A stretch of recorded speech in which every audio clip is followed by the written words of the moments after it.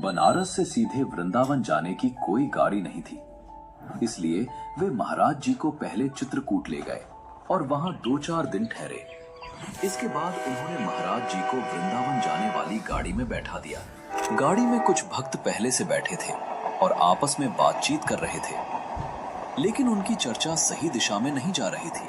तब महाराज जी ने शांति से कहा, वैसे तो दो लोगों की बातचीत में बोलना उचित नहीं होता, पर आप लोग जो वार्ता कर रहे हैं वह ठीक नहीं। शास्त्र कहते हैं कि यदि वार्ता हो तो उसमें सुख और शांति मिले, नहीं तो राग, द्वेष और क्लेश पैदा होने लगते हैं। महाराज, आप कहाँ जा रहे हैं? वृंदावन जा रहा हूँ बेटा। बाबा, वृंदावन में कहाँ पर? कुछ पता नहीं। तब वे बोले, हम लोग मथुरा जा रहे हैं, आज आप हमारे साथ मथुरा में ही रुक जाइए। उनकी बात मानकर महाराज जी उनके साथ चले गए। मथुरा में राधे श्याम नाम का एक गेस्ट हाउस था, जहां वे सभी महाराज जी को अपने साथ ले गए। उन लोगों ने महाराज जी को गेस्ट हाउस के गेट पर यह कहकर बिठा दिया कि आप यहाँ बैठिए, हम अभी अंदर जाकर आपको बुला लेंगे। महाराज जी विश्वास करके वहीं बैठ गए। वे इंतजार करते रहे, लेकिन वे लोग वापस बुलाने नहीं आए। शायद वे भूल गए थे। रात गहरी हो गई थी और महाराज जी अकेले बाहर ही बैठे थे। तभी अचानक वहां एक अनजान व्यक्ति आया। उसने बड़े प्रेम से पूछा, बाबा, आप यहाँ अकेले क्यों बैठे हैं? जय श्री कृष्णा। अनजान शहर में रात के अंधेरे में जब कानों में भगवान का नाम पड़ा तो महाराज जी को बहुत सुकून मिला। उन्होंने उस व्यक्ति को सारी स्थिति बताई। वो भला मानुष एक पल भी नहीं रुका और महाराज जी को सम्मान के साथ अपने घर ले गया। रात के करीब 11:30 बज चुके थे। उस व्यक्ति ने महाराज जी को बहुत आदर के साथ सुंदर और सात्विक भोजन पवाया। हल्की हल्की ठंड का समय था, इसलिए उसने महाराज जी को एक नया कंबल ओढ़ने को दिया। लेकिन महाराज जी तो त्यागी थे। उन्होंने विनम्रता से मना कर दिया और कहा, नहीं भैया, हमें इसकी आवश्यकता नहीं है, हम तो सुबह होते ही यहाँ से निकल जाएंगे। अगली सुबह महाराज जी ने सबसे पहले पवित्र यमुना जी में स्नान किया और फिर केशव देव जी के मंदिर की ओर चल पड़े। और वहां जैसे ही महाराज जी ने पहली बार प्रभु केशव देव के दर्शन किए, उनके भीतर का प्रेम उमड़ पड़ा। अपने आराध्य को सामने देख महाराज जी विह्वल हो गए और वहीं फूट फूट कर रोने लगे। उन्हें इस बात का जरा भी होश नहीं रहा कि वे कहां खड़े हैं, क्या कर रहे हैं और कौन उन्हें देख रहा है। वे बस रोते जा रहे थे, बिल्कुल निसंकोच, निस्वार्थ। मंदिर में आए बाकी लोग यह दृश्य देखकर चकित रह गए। ऐसा प्रतीत हो रहा था मानो आज स्वयं भगवान अपने भक्त पर स्नेह लुटा रहे हों। थोड़ी ही देर में महाराज जी के चारों ओर दर्शनार्थियों की भीड़ इकट्ठा हो गई। कोई फूलों की माला चढ़ाने लगा, कोई उनके चरणों में गिर पड़ा, तो कुछ लोग श्रद्धा से रुपए अर्पित करने लगे। उसी बीच भीतर से एक भक्त ठाकुर जी की मिश्री, माखन और माला लेकर महाराज जी के लिए आया। तभी एक दर्शनार्थी बोला, बाबा, मैं आपकी सेवा करना चाहता हूँ, आप जो आदेश दें। महाराज जी ने सहज भाव से कहा, मेरी तो बस एक ही इच्छा है, किसी भी तरह मुझे वृंदावन पहुंचा दो। भक्तों ने तुरंत महाराज जी के लिए गाड़ी की व्यवस्था कर दी और उन्हें वृंदावन के लिए रवाना किया। गाड़ी वाले ने उन्हें रमण रेती में उतार दिया। वहां कुछ देर भ्रमण करने के बाद महाराज जी की भेंट संत श्री श्याम सखा जी से हुई। महाराज जी ने विनम्रता से कहा, मैं बिहारी जी के दर्शन करना चाहता हूँ, अगर 3-4 दिन रुकने की व्यवस्था हो जाए तो बड़ी कृपा होगी। श्याम सखा जी ने उन्हें अपने माध्यम से संत जगदानानंद जी के पास पहुंचा दिया। महाराज जी कुछ समय तक जगदानानंद जी के सानिध्य में रहे। उन्होंने न केवल महाराज जी की खूब सेवा की, बल्कि उन्हें वृंदावन और ब्रज मंडल के दिव्य दर्शन भी करवाए। इस प्रकार महाराज जी ने वृंदावन वास का सौभाग्य पाया और ब्रज की पावन भूमि का भरपूर आनंद लिया। दोस्तों, आगे बढ़ने से पहले वीडियो को एक लाइक करके कमेंट्स में राधे राधे एक बार जरूर लिख दीजिए। आपकी एक लाइक से हमें ऐसे ही और वीडियो बनाने का मोटिवेशन मिलता है। महाराज जी को अचानक फिर से एकांत का गहरा आकर्षण खींचने लगा। यहाँ समाज के बीच रहना, लोगों से मिलना जुलना और व्यवहार निभाना, ये सब उनके स्वभाव के विपरीत था। वे तो घाटों पर अकेले रहकर साधना करने के अभ्यस्त थे, इसलिए उन्होंने मन ही मन कहा, चलो यहां से चलते हैं। और वे दोबारा काशी लौट आए, लेकिन काशी पहुंचकर भी उन्हें चैन नहीं मिला। मन अत्यंत बेचैन रहने लगा, वहां रहा ही नहीं जा रहा था। बार बार वृंदावन की स्मृति मन को खींच लेती। उसी व्याकुलता में महाराज जी फिर से वृंदावन लौट आए, जगदानंद जी के पास। वृंदावन आए हुए उन्हें कुछ महीने बीत चुके थे। उन्होंने देखा कि यहाँ रहने की व्यवस्था बड़ी अव्यवस्थित है। एक दिन वे मदन मोहन जी के मंदिर के ऊपर टीले पर पहुंचे। दोपहर का समय था, करीब 2-3 बजे। चारों ओर पूर्ण एकांत। वही पहली बार महाराज जी का हृदय इस कदर भर आया कि वे फूट फूट कर रो पड़े। ऐसा लग रहा था मानो हृदय फट जाएगा। मन में डर बैठ गया कि कहीं वृंदावन छूट न जाए। उन्होंने निश्चय कर लिया कि रात की गाड़ी से बनारस लौट जाएंगे और फिर से घाटों में जीवन बिताएंगे। लेकिन उसी क्षण मन में एक और विचार उठा, हमें वृंदावन कैसे मिल सकता है? तभी उन्हें सहसा याद आया, ये तो प्यारी राधा का वृंदावन है। अगर वही चाहें तो हमें यहीं वास मिल सकता है। वे अत्यंत व्याकुल होकर पुकार उठे, राधा, राधा, राधा, अगर सुन रही हो लाडली जी तो कृपा करो, मुझ अधम को, मुझ नीच को भी कहीं ऐसा वास दे दो कि यह जीवन आपकी चरण रज में ही बीत जाए। बहुत देर तक वे उसी अवस्था में रुके रहे। जब कोई उत्तर नहीं मिला तो निराश होकर नीचे उतर आए। मन में तय था, आज रात की गाड़ी से वापस चले जाएंगे। लेकिन जैसे ही वे नीचे पहुंचे, वहां एक गौर वर्ण की छोटी सी लाली सामने आई। उसने कहा, जाना है बाबा काशी? महाराज जी स्तब्ध रह गए। ऊपर से वे ऐसे ही व्याकुल होकर आए थे। ये बात किसी को कैसे पता हो सकती थी? उनके मन में आया कि शायद आसपास किसी घर से ये बच्ची आई होगी।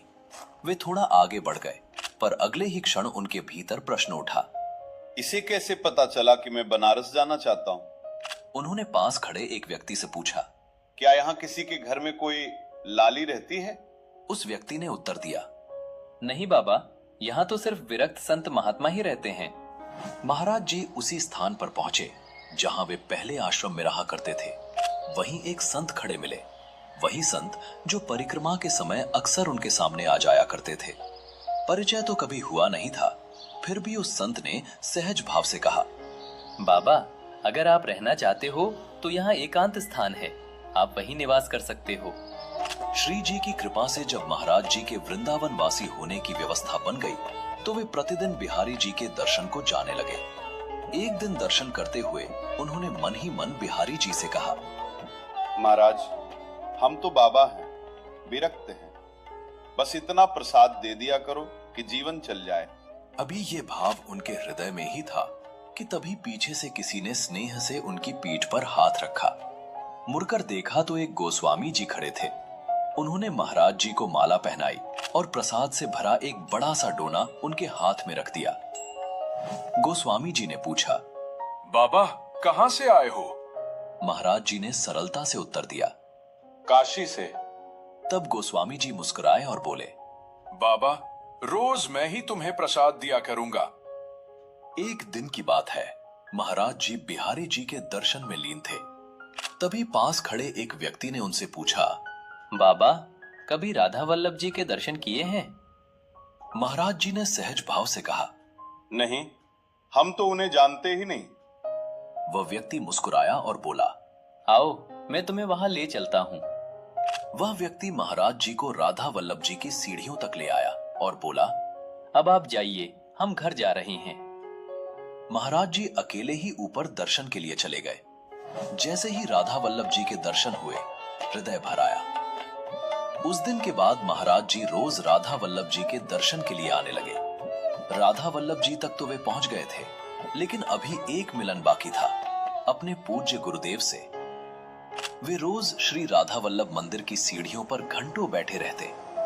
आंसुओं से उनका चेहरा भीगा रहता, लेकिन उन्हें ये नहीं पता था कि इस प्रेम मार्ग में प्रवेश कैसे मिले।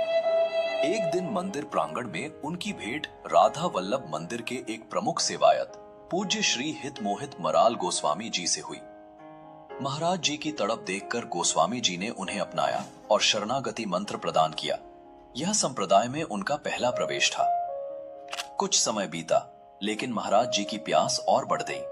अब वे सहचरी भाव और उस गुप्त निज मंत्र को पाना चाहते थे जो जीव को सीधे राधा रानी के नित्य विहार से जोड़ देता है। जब उन्होंने मोहित मराल गोस्वामी जी से अपनी यह इच्छा जताई तो गोस्वामी जी ने मुस्कुराते हुए उन्हें एक नई दिशा दिखाई। उन्होंने कहा, मैं तुम्हें द्वार तक ला सकता हूँ, लेकिन जिस उच्च अवस्था और त्याग की तुम्हें तलाश है उसके लिए तुम्हें एक विरक्त संत के पास जाना होगा। वे परिक्रमा मार्ग में लाडली कुंज के पास एकांत में रहते हैं। गोस्वामी जी के आदेश पर महाराज जी लाडली कुंज के घने वनों में उस कुटिया के पास पहुंचे जहां पूज्यपाद श्री हित गौरांगी शरण जी महाराज बड़े गुरुदेव रहते थे। वे अत्यंत विरक्त थे और भीड़ भाड़ से दूर रहते थे। महाराज जी ने दरवाजा खटखटाया। जब दरवाजा खुला तो सामने एक दिव्य तेज वाले संत खड़े थे। महाराज जी ने साष्टांग दंडवत किया, लेकिन जैसे ही गौरांगी शरण जी की नजर महाराज जी के सन्यासी वेश पर पड़ी, उन्होंने तुरंत दरवाजा बंद करने का इशारा किया और कहा, यहाँ सन्यासियों का काम नहीं, ये ब्रज का प्रेम मार्ग है, आप जाइए। महाराज जी ने हार नहीं मानी। वे रोज कुटिया के बाहर जाकर विनती करते। उनकी जिद देखकर एक दिन गौरांगी शरण जी ने एक असंभव शर्त रख दी। उन्होंने कहा, मैं तुम्हें निज मंत्र तभी दूंगा जब तुम मेरे पास राधा वल्लभ जी की लिखित अनुमति लेकर आओगे। जाओ, भगवान से लिखवा कर लाओ कि वे चाहते हैं कि मैं तुम्हें दीक्षा दूं। यह किसी साधारण व्यक्ति के लिए मजाक हो सकता था, लेकिन महाराज जी के लिए यह जीवन मरण का प्रश्न था। वे दौड़े दौड़े मंदिर आए। मंदिर के नीचे एक मिठाई की दुकान से कागज और कलम मांगी और वहीं बैठकर अपनी आंसुओं की स्याही से राधा वल्लभ लाल को एक पत्र लिखा। हे प्राण प्यारे, हे लाडली जी, मैं अयोग्य हूँ, लेकिन मैंने खुद को आपके चरणों में सौंप दिया है। मेरे गुरुदेव आपकी लिखित अनुमति मांग रहे हैं। अब आप ही मेरी सिफारिश करें, वरना मेरा जीवन व्यर्थ है। उन्होंने वो पत्र मंदिर में भगवान के चरणों में अर्पित कर दिया और ये मान लिया कि अब ठाकुर जी स्वयं पैरवी करेंगे। अगले दिन जब वे गुरुदेव के पास पहुंचे तो गुरुदेव का हृदय थोड़ा पसीजा, लेकिन परीक्षा अभी बाकी थी। गुरुदेव ने कहा, बिना संतों की सेवा किए ये मंत्र नहीं पचेगा। जाओ, पूरे वृंदावन में घर घर जाकर मधुकरी यानी भिक्षा मांगो और उससे संतों को भोजन कराओ। एक सन्यासी जिसने कभी किसी के आगे हाथ नहीं फैलाया था, उसने अपने अहंकार को चूर चूर कर ब्रज की गलियों में भिक्षा मांगी। फिर गुरुदेव ने कहा, दंडवती परिक्रमा करो। महाराज जी ने शरीर की परवाह किए बिना धूल में लोट लोट कर परिक्रमा की। अंत में महाराज जी हरिवंश महाप्रभु के मंदिर में जाकर फूट फूट कर रोए। उनकी ये दशा देखकर श्री हित गौरांगी शरण जी महाराज द्रवित हो गए। उन्हें विश्वास हो गया कि ये शिष्य पूरी तरह पक चुका है। वह शुभ घड़ी आई। सद्गुरुदेव ने महाराज जी को यमुना स्नान का आदेश दिया, फिर भरे हुए कलश के साथ परिक्रमा करवाई और अंततः एकांत में उन्हें निज मंत्र प्रदान किया। उन्होंने महाराज जी को सहचरी भाव की दीक्षा दी और कहा, आज से तुम्हारा पिछला अस्तित्व समाप्त, अब तुम केवल श्री जी के हो। इस तरह मोहित मराल गोस्वामी जी की उंगली पकड़कर और गौरांगी शरण जी की कृपा पाकर एक साधारण साधक हित प्रेमानंद महाराज बन गया। दोस्तों, महाराज जी की गुरु भक्ति की यह कहानी अगर आपके दिल को छू गई है तो ऐसे ही और संतों के जीवन दर्शन के लिए चैनल को सब्सक्राइब जरूर कर लें। चलिए अब जानते हैं उस चमत्कार के बारे में जिसने मेडिकल साइंस को भी हैरान कर दिया। वृंदावन में वास करते हुए जब महाराज जी की आयु लगभग 35 वर्ष थी, तब उनके जीवन में एक अत्यंत कठिन दौर आया। उनके पेट में असहनीय पीड़ा रहने लगी। उस समय स्थिति ऐसी थी कि न तो इलाज के लिए 1 रुपया था और न ही सेवा करने वाला कोई अपना। राम सुखदास जी के परिचय के एक भक्त ने दया करके रामकृष्ण हॉस्पिटल में उनकी जांच करवाई। रिपोर्ट आई तो पैरों तले जमीन खिसक गई। पता चला कि महाराज जी को पॉलीसिस्टिक किडनी डिजीज है और उनकी दोनों किडनियां लगभग पूरी तरह खराब हो चुकी हैं। डॉक्टर ने साफ कह दिया, दवाइयों से बहुत संभाल कर भी रखा तो भी जीवन अधिक से अधिक 5 वर्ष ही शेष है। चूंकि महाराज जी बचपन से गंगा किनारे रहे थे, उन्हें तो ये भी नहीं पता था कि किडनी होती क्या है। लेकिन सवाल ये था, क्या मौत की तारीख सुनकर महाराज जी डर गए? साधारण इंसान होता तो ये सुनकर टूट जाता, लेकिन डॉक्टर ये भूल गए थे कि उनका पाला किसी साधारण मरीज से नहीं पड़ा है। ये वही संत थे जिन्होंने वृंदावन आने से पहले ही मौत की आंखों में आंखें डालकर उसे डरा दिया था। किडनी की बीमारी तो अब आई थी, लेकिन मौत से उनका असली सामना तो बहुत पहले सेनपुर में हो चुका था। एक समय की बात है, महाराज जी सेनपुर आश्रम के गेट पर बैठे थे। तभी वहां बाइक से एक शख्स आया। उसने पवित्र आश्रम में जूते पहन रखे थे और वह गाड़ी अंदर खड़ी करने लगा। महाराज जी ने उसे रोका। वह शख्स महाराज जी को ऐसे घूरने लगा जैसे शेर अपने शिकार को देखता है। जब महाराज जी ने उसे दोबारा टोका, भैया यहाँ नहीं, बाहर जाकर गाड़ी स्टार्ट करो, ये पवित्र आश्रम है। तो वह चला गया। लेकिन पास बैठे लोगों ने डरते हुए कहा, महाराज, आपको इसे नहीं रोकना चाहिए था। ये इस इलाके का खूंखार अपराधी है। अब तक 50 लोगों को मारकर गंगा में फेंक चुका है। महाराज जी ने शांति से कहा, चलो कोई बात नहीं, जो होगा देखा जाएगा। लेकिन अगले दिन जब महाराज जी एक पेड़ के नीचे विश्राम कर रहे थे, तो सूखे पत्तों की आहट हुई। वही गुंडा सामने खड़ा था। उसने जेब से पिस्तौल और एक चाकू निकाला और महाराज जी को दिखाते हुए पूछा, ओ बाबा, जानते हो ये क्या है? महाराज जी ने न डर दिखाया न घबराहट। उन्होंने अपने कमंडल से हाथ में गंगा जल लिया और गरज कर कहा, बाबा को तुमने खिलवाड़ समझ लिया है क्या? अगर अभी संकल्प कर लिया तो तू यहीं नष्ट हो जाएगा। संत का ये रौद्र रूप और संकल्प सुनकर वो हथियारबंद गुंडा भी कांप गया और वहां से भाग खड़ा हुआ। जिसने पिस्तौल देखकर पलक नहीं झपकाई, उसे ये बीमारी क्या डराती। लेकिन समाज डर गया। बीमार महाराज जी जिस आश्रम में रुकते, वहां से निकाल दिए जाते। लोग सोचते, अगर यहां मर गए तो बोझ बन जाएंगे। एक दिन आश्रम के महंत ने उन्हें बुलाया और कहा, महाराज, आश्रम खाली कर दो, अब आप यहाँ नहीं रह सकते। महाराज जी ने विनम्रता से कहा, मैं बीमार हूँ, कम से कम छत के नीचे तो पड़ा हूँ। मेरा कोई भरोसा नहीं कब शरीर छूट जाए। महंत ने अत्यंत कठोर बात कही, मैं आपका ठेकेदार हूँ क्या, जो आपकी जिम्मेदारी उठाऊं? ये शब्द तीर की तरह लगे, लेकिन महाराज जी रोए नहीं। उनके अंदर का वही सेनपुर वाला निडर सन्यासी जाग उठा।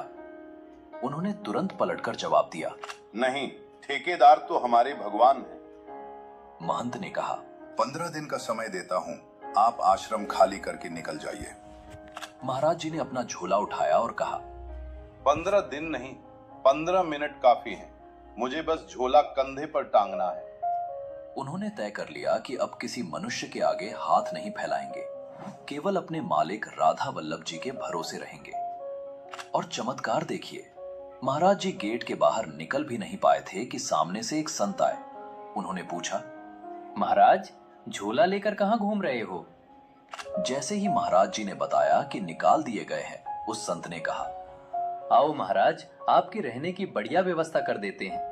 उसी क्षण ठाकुर जी ने रहने का प्रबंध कर दिया। डॉक्टर ने 5 साल दिए थे, आज 18 साल हो गए हैं। महाराज जी कहते हैं, अगर वो किडनी फेल न होती और वो ठेकेदार वाला ताना न मिलता, तो ईश्वर के प्रति ऐसी पूर्ण शरणागति कभी संभव न होती। उस दिन डॉक्टरों ने अपनी मेडिकल किताबों के आधार पर कहा था, अधिक से अधिक 5 साल। लेकिन मेडिकल साइंस ये भूल गया था कि सांसें किडनी से नहीं, किस्मत और कृपा से चलती हैं। 5 साल बीते, 10 साल बीते, 15 साल बीते और आज उस घटना को 18 साल से ज्यादा हो चुके हैं। वो डॉक्टर शायद अब नहीं है या रिटायर हो चुके होंगे, लेकिन किडनी फेल वाला वो मरीज आज भी शेर की तरह दहाड़ रहा है। लेकिन ये चमत्कार कोई जादू नहीं है, ये एक तपस्या है। हकीकत ये है कि महाराज जी की दोनों किडनियां 100% खराब है। शरीर में प्राकृतिक रूप से खून बनना बंद हो चुका है। सप्ताह में 3 से 4 बार डायलिसिस होता है। एक स्वस्थ इंसान डायलिसिस के बाद बिस्तर से उठ नहीं पाता, उसे कमजोरी महसूस होती है। लेकिन यहाँ कहानी उल्टी है। रात के 2 बजे जब पूरी दुनिया गहरी नींद में होती है, ये संत जाग उठता है। शरीर में दर्द होता है, पैर सूज जाते हैं, लेकिन नियम नहीं टूटता। महाराज जी रोज 10 से 12 किलोमीटर की वृंदावन परिक्रमा पैदल करते हैं। सर्दी हो, गर्मी हो या बारिश, चाहे डायलिसिस का ही दिन क्यों ना हो। भक्त बताते हैं कि कई बार चलते चलते उनके पैरों से खून रिसने लगता है, लेकिन उनकी चाल नहीं रुकती। बड़े बड़े डॉक्टर्स जब उनकी रिपोर्ट्स देखते हैं तो सिर पकड़ लेते हैं। मेडिकल साइंस के अनुसार क्रिएटिनिन के जिस लेवल पर महाराज जी जी रहे हैं, उस लेवल पर इंसान कोमा में चला जाता है या बिस्तर पर पड़ा रहता है। डॉक्टर्स पूछते हैं, महाराज आपके शरीर में ऊर्जा कहां से आ रही है, आप चल कैसे रहे हैं? महाराज जी मुस्कुरा कर कहते हैं, ये शरीर रोटी दाल से नहीं चल रहा, ये तो राधा नाम की पावर से चल रहा है। जिस दिन नाम छूटा उस दिन ये शरीर गिर जाएगा। आज लाखों युवा जो जरा से डिप्रेशन में हार मान लेते हैं, उन्हें महाराज जी का जीवन देखना चाहिए। मौत रोज सुबह उनके दरवाजे पर खड़ी होती है और वे रोज उसे मुस्कुरा कर लौटा देते हैं। वे कहते हैं, शरीर नश्वर है, इसे तो जाना ही है, लेकिन जब तक सांस है तब तक आलस क्यों, भजन क्यों नहीं? यही कारण है कि 18 साल बाद भी बिना किडनी के यह संत पूरी दुनिया को जीना सिखा रहा है। सोचिए, एक वो लड़का जो काशी के घाटों पर शिव को ढूंढ रहा था, एक वो शिष्य जिसने गुरु की एक डांट पर अहंकार छोड़ दिया, एक वो मरीज जिसे डॉक्टरों ने मरने के लिए 5 साल दिए थे, और एक वो सन्यासी जिसे आश्रम से धक्के मारकर निकाल दिया गया था। आज वही बीमार शरीर करोड़ों लोगों की रूह का इलाज कर रहा है। आज वही अकेला साधु दुनिया भर में राधा नाम की गूंज बन गया है। प्रेमानंद जी महाराज का जीवन हमें सिर्फ एक ही बात सिखाता है, परिस्थितियां चाहे कितनी भी विपरीत क्यों ना हो, चाहे शरीर साथ छोड़ दे, चाहे दुनिया साथ छोड़ दे, अगर आपने उस परम ठेकेदार यानी ईश्वर का हाथ थाम लिया तो आपकी हार कभी नहीं हो सकती, क्योंकि चमत्कार जादू में नहीं, संपूर्ण शरणागति में होता है। तो दोस्तों, ये था प्रेमानंद जी महाराज का जीवन दर्शन, एक ऐसा जीवन जो हमें मौत से लड़ना और ईश्वर से प्रेम करना सिखाता है। मेरा आपसे बस एक ही निवेदन है, आप भले ही इस वीडियो को लाइक ना करें, लेकिन इसे अपने साथी, मित्रों और रिश्तेदारों के साथ शेयर जरूर करें, ताकि उन्हें भी पता चले कि भारत की इस पावन धरा पर आज भी ऐसे महान संत वो बल से विज्ञान को झुका सकते हैं। जल्द मिलते हैं। चैनल को लाइक करें, सब्सक्राइब करें, बिल्कुल भी ना भूलें। And thank you for watching me. Thank you so much.